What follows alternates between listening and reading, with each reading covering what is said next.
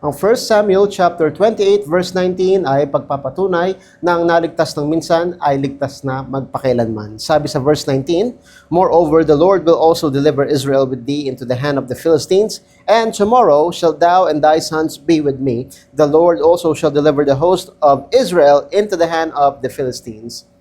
Ito ay patungkol kay Haring Saul na hari ng Israel, pero siya ay itinakwil ng Panginoon bilang hari sapagkat marami siyang nilabag ng mga utos ng Diyos.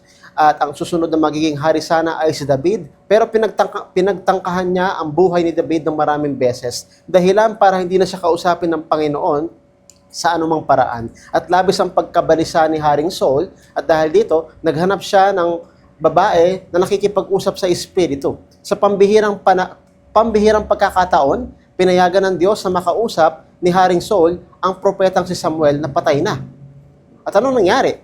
Sinabi ni propetang Samuel, sabi niya dito, na bukas ikaw at ang iyong mga anak ay makakasama ko.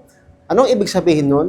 Ibig sabihin, pag nakipagyera sila sa Pilisteo, sa chapter 31, ito'y nangyari nga. Namatay ang mga anak ni Haring Saul at si Haring Saul mismo ay nagpakamatay.